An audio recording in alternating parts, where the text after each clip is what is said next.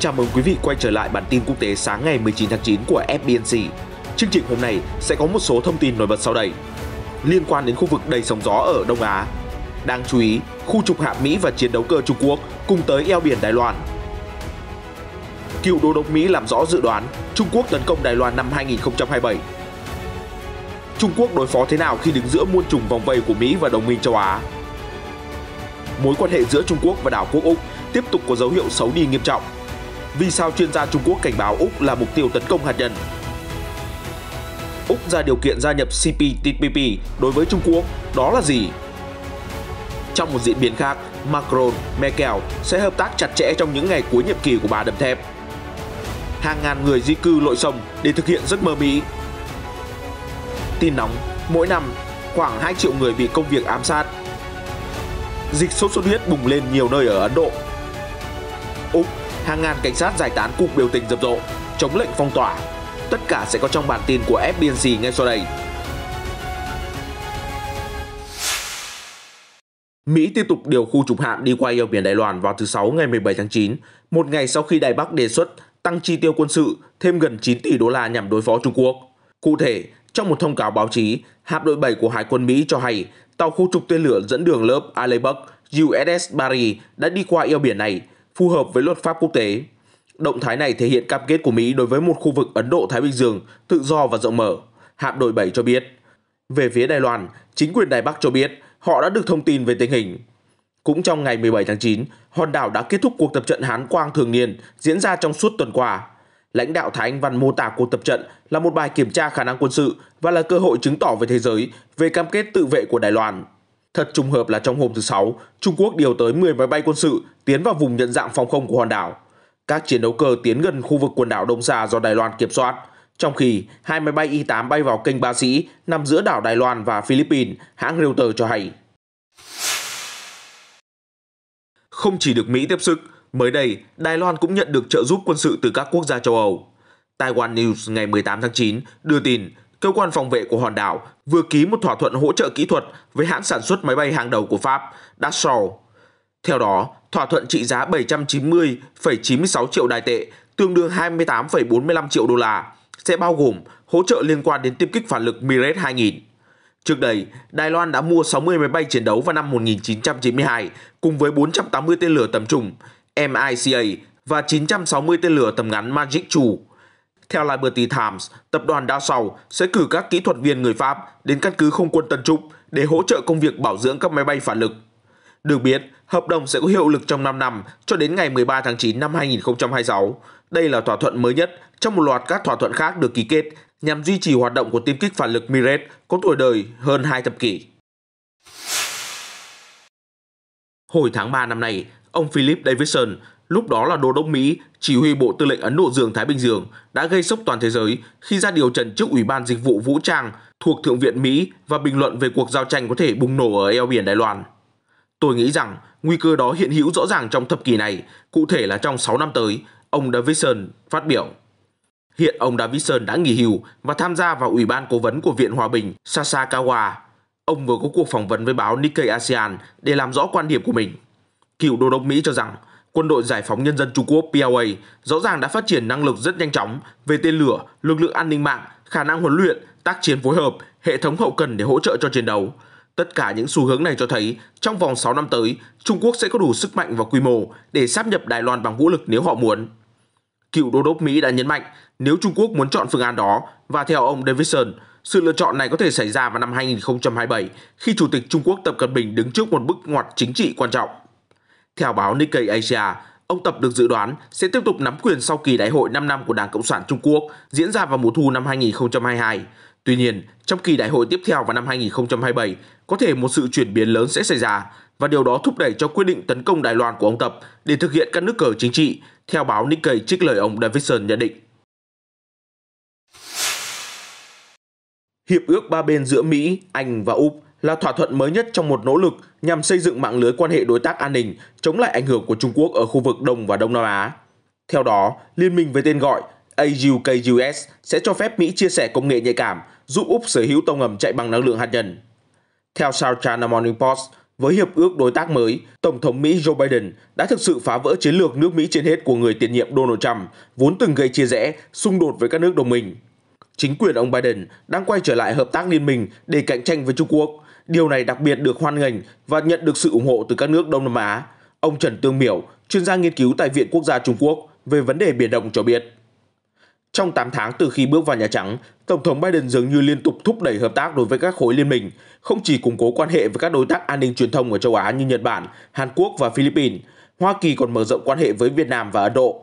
Gần đây nhất là vào tuần tới, ông Biden sẽ tổ chức hội nghị thượng đỉnh trực tiếp đầu tiên với các nhà lãnh đạo thuộc Bộ Tứ Kim Cương, Quad, một nhóm an ninh không chính thức bao gồm Mỹ, Ấn Độ, Úc và Nhật Bản. Bắc Kinh vốn nhiều lần cáo buộc Bộ Tứ Quad là bè phái chống lại Trung Quốc. Theo giới phân tích, sau khi rút quân khỏi Afghanistan, giờ đây Hoa Kỳ có thể dồn lực tập trung vào các khu vực then chốt khác, chẳng hạn như Đông Nam Á. Một minh chứng cho điều này là chuyến công du khá thành công của Phó Tổng thống Mỹ Kamala Harris đến Singapore và Việt Nam hồi tháng trước. 3 tuần sau đó, Ngoại trưởng Trung Quốc Vương Nghị cũng thực hiện chuyến thăm các nước ASEAN trong nỗ lực thắt chặt quan hệ với các nước láng giềng. Theo chuyên gia Trần Tương Miểu, Bắc Kinh đang cố gắng tung nhiều công cụ đối trọng với nhiều chiến lược của Mỹ ở Đông Nam Á. Dẫu vậy, cách tiếp cận này đang đối mặt với ngày càng nhiều thách thức. Hồi tuần trước, Việt Nam đã đón tiếp Bộ trưởng Quốc phòng Nhật Bản trong chuyến thăm kéo dài từ ngày 10 đến ngày 12 tháng 9. Điểm nhấn trong phương hướng hợp tác quốc phòng giữa Việt Nam và Nhật Bản chính là thỏa thuận chuyển giao trang bị, công nghệ quốc phòng giữa Việt Nam và Nhật Bản mà hai nước đã tiến hành ký kết. Hai bên cũng tái khẳng định sự cần thiết của việc tuân thủ luật pháp quốc tế, bao gồm Công ước Liên Hợp Quốc về luật biển 1982, UNCLOS 1982. Còn đầu tuần này, Úc và Hàn Quốc đã tổ chức vòng đàm phán mới nhất giữa các bộ trưởng quốc phòng và ngoại giao. Hai bên bày tỏ sự ủng hộ đối với cam kết của Mỹ ở khu vực Ấn Độ-Thái Bình Dương. Theo tờ Nhật báo Hồng Kông, trong khi Nhật Bản và Việt Nam liên tục phản đối các yêu sách phi lý của Trung Quốc ở Biển Đông và Biển Hoa Đông, thì cả Úc và Hàn Quốc đều phải gánh chịu những tổn thất kinh tế sau các bất đồng chính trị với Trung Quốc. Giới chuyên gia nhận định, chính những xung đột với đất nước tỷ dân dường như kéo các nước xích lại gần nhau hơn. Vốn phản đối Seoul vì đã triển khai hệ thống tên lửa, Bắc Kinh nay còn lo ngại Hàn Quốc sẽ là nước tiếp theo tham gia Bộ Tứ Quad, đặc biệt là sự gia tăng đáng lo ngại quan điểm chống Trung Quốc giữa các cử tri trẻ ở Hàn Quốc. Tuy nhiên, chuyên gia cho rằng Seoul sẽ không công khai phản đối Bắc Kinh vì vấn đề Triều Tiên vẫn là ưu tiên trong chiến lược đối ngoại của Hàn Quốc, nhưng một mối quan hệ bán liên minh giữa Việt Nam và Mỹ có thể là kịch bản xấu nhất đối với Bắc Kinh. Úc vừa qua bắt tay với Mỹ và Anh chế tạo tàu ngầm hạt nhân, nhưng điều này sẽ khiến đảo quốc trở thành mục tiêu tiềm năng của một cuộc tấn công hạt nhân. Tờ Hoàn Cầu Thời báo của Trung Quốc vừa dẫn lời các chuyên gia cảnh báo. Cụ thể, ấn phẩm của chính quyền Bắc Kinh cho hay, theo giới phân tích Trung Quốc, thỏa thuận AUKUS sẽ biến Úc thành mục tiêu trong tầm ngắm nếu chiến tranh hạt nhân nổ ra, ngay cả khi Washington tuyên bố Canberra sẽ không sở hữu vũ khí hạt nhân. Bởi vì một khi Úc sở hữu tàu ngầm, không khó để Mỹ trang bị cho Úc vũ khí hạt nhân và tên lửa đạn đạo phóng từ tàu ngầm. Mỹ, Anh và Úc tuần qua đã công bố mối quan hệ đối tác ba bên nhằm tăng cường hợp tác an ninh, quân sự và ngoại giao, viết tắt là AUKUS. Mỹ và Anh còn hỗ trợ Úc đóng tàu ngầm chạy bằng năng lượng hạt nhân sớm nhất có thể. Bắc Kinh đã phản ứng mạnh mẽ trước cơ chế an ninh mới, được coi là nhằm chống lại đất nước tỷ dân. Phát ngôn viên Bộ Ngoại giao Trung Quốc Triệu Lập Kiên cho rằng động thái mới này phá hoại nghiêm trọng hòa bình và ổn định của khu vực và thúc đẩy chạy đua vũ trang. Các nước nên từ bỏ tâm lý chiến tranh lạnh lỗi thời và các khái niệm địa chính trị hẹp hòi. Ông Triệu cũng nói thêm, theo New York Post, Mỹ từng có một liên minh quân sự với Úc thông qua hiệp ước ANZUS năm 1951, bao gồm thành viên nữa là New Zealand. Việc loại New Zealand khỏi hiệp ước AUKUS rõ ràng là do quốc đảo này cấm các tàu và tàu ngầm hạt nhân hoạt động trong vùng biển của mình. Trung Quốc vừa qua có động thái đáng chú ý, chính thức nộp đơn xin gia nhập Hiệp định Đối tác Toàn diện và Tiến bộ Xuyên Thái Bình Dương, viết tắt là CPTPP. Đáp lại, một nước thành viên là Úc tuyên bố phản đối, ra điều kiện rằng Bắc Kinh phải ngừng tấn công hàng xuất khẩu của họ và nối lại liên lạc cấp bộ trưởng. Cụ thể, tờ The Guardian ngày 18 tháng 9 dẫn lời Bộ trưởng Thương mại Úc Dan Tehan tuyên bố, các bên trong CPTPP cũng muốn chắc chắn rằng ứng viên xin gia nhập sẽ thực hiện đầy đủ các cam kết trong hiệp định một cách thiện chí. Như chúng tôi đã truyền đạt với Trung Quốc, đây là những vấn đề quan trọng cần có sự tham gia của các bộ trưởng. Theo ông Tehan, Bắc Kinh không thể gia nhập CPTPP cho đến khi thuyết phục được các thành viên về khả năng tuân thủ những hiệp định thương mại hiện nay cũng như các điều kiện của Tổ chức Thương mại Thế giới WTO. Trước đó, Úc và Trung Quốc đã có màn đối đầu gay gắt ở WTO khi hai bên thay phiên nộp đơn khiếu nại nước kia. Được biết, Trung Quốc chính thức nộp đơn xin gia nhập CPTPP vào hôm 16 tháng 9. Tuy nhiên, nước này cần sự ủng hộ của tất cả thành viên CPTPP để được kết nạp, bao gồm cả Úc, một trong 6 nước đã hoàn tất thủ tục phê duyệt hiệp định. CPTPP được ký kết vào năm 2018, gồm 11 thành viên là Úc, Brunei, Canada, Chile, Nhật Bản, Malaysia, Mexico, New Zealand, Peru, Singapore và Việt Nam. Thủ tướng Đức Angela Merkel và Tổng thống Pháp Emmanuel Macron hôm thứ Năm khẳng định sẽ tiếp tục làm việc chặt chẽ cùng nhau cho đến khi chính phủ mới của Đức được thành lập sau ngày bầu cử 26 tháng 9, mà bà Merkel không phải là ứng viên. Trong 16 năm điều hành cường quốc hàng đầu châu Âu, bà Merkel đã làm việc với 4 tổng thống Pháp. Dù có những bất đồng và tranh cãi, thế nhưng cuối cùng bà Merkel đều có thể xây dựng mối liên hệ mạnh mẽ với từng nguyên thủ nước hàng xóm. Hiện giờ, khi mối quan hệ Merkel-Macron trở nên vững chắc, được thể hiện rõ qua việc thống nhất viện trợ 750 tỷ euro vào năm ngoái để giúp các nước thành viên Liên minh châu Âu EU vượt qua đại dịch, ông Macron lại càng tỏ ra lo ngại về viễn cảnh chính trị sau cuộc bầu cử ở Đức sắp tới.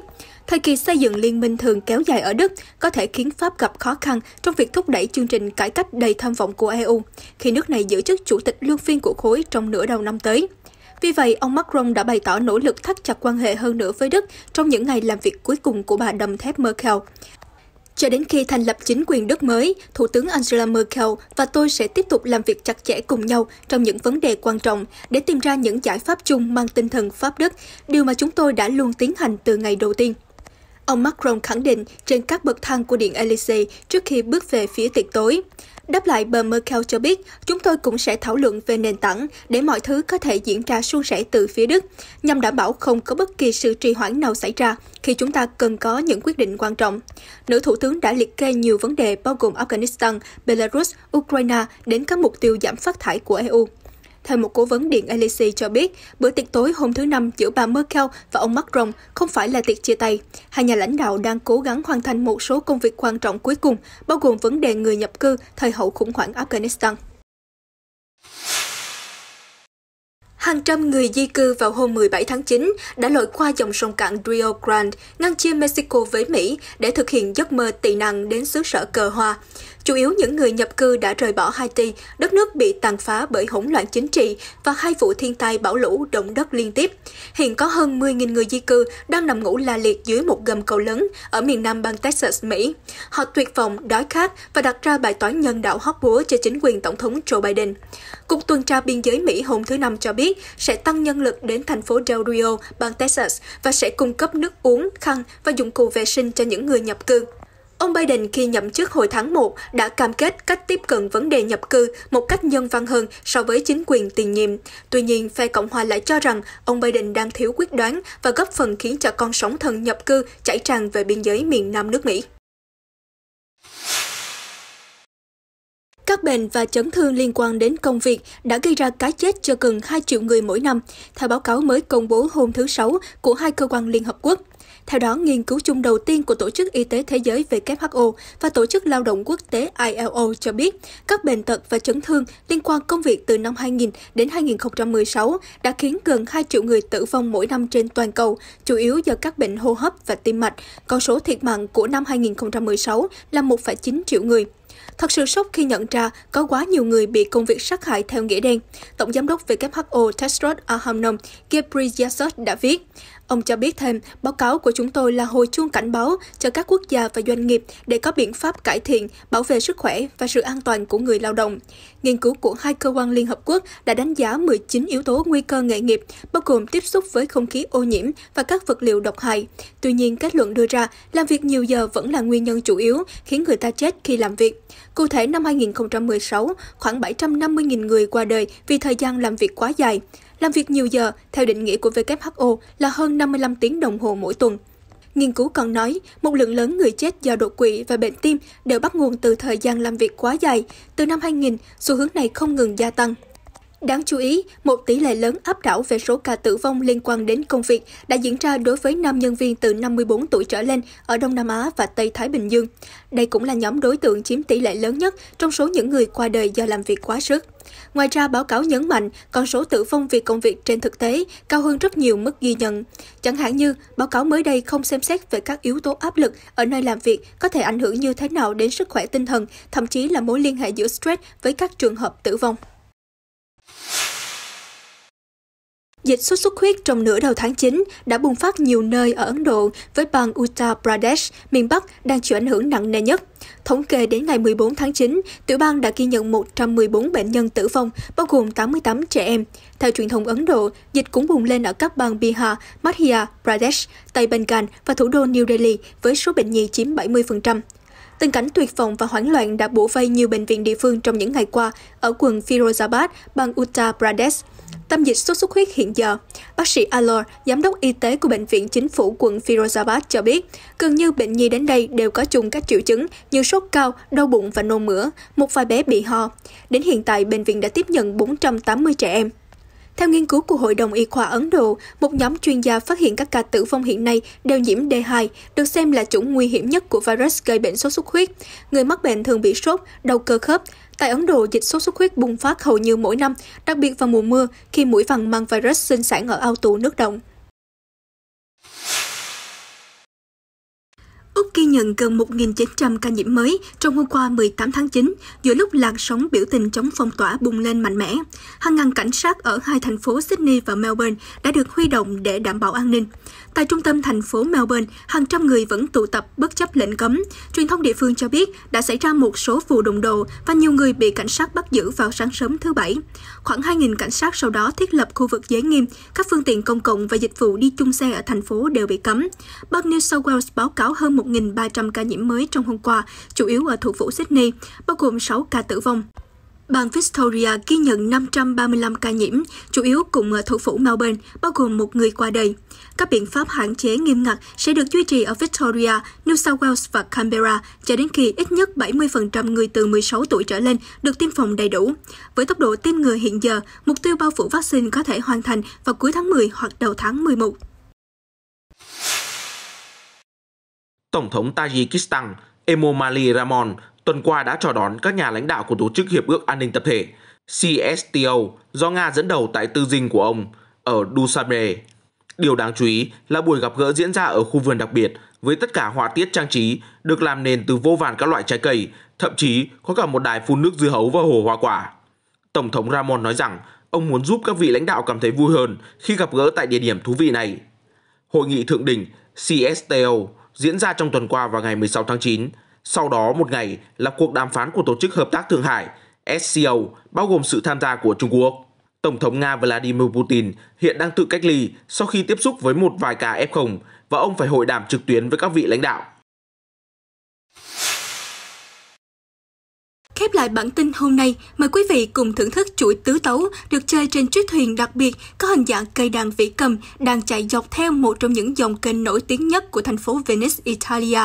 Các nhạc công trên thuyền đã chơi nhiều bản nhạc của Vivaldi, một trong những nhà soạn nhạc nổi tiếng nhất được sinh ra ở Venice. Chiếc thuyền đặc biệt này dài 12 m, chiều ngang 4 m, đã chính thức chạy dọc theo dòng kênh từ ngày 18 tháng 9 sau một tháng thử nghiệm. Chiếc thuyền được đóng bởi nghệ sĩ kiêm thợ khắc gỗ Livio De Marchi vào thời gian dịch bệnh. Con thuyền được đặt tên là Vĩ cầm của Noah nhằm tưởng nhớ những người đã qua đời ở Venice do Covid-19 và cũng đại diện cho khát vọng tái sinh của thành phố kênh đào khi đang dần thoát khỏi chủng virus chết người. Các nhạc cụ trên thuyền được thiết kế để dễ tháo lắp hơn và được cung cấp điện bằng motor để giảm thiểu tác động về môi trường.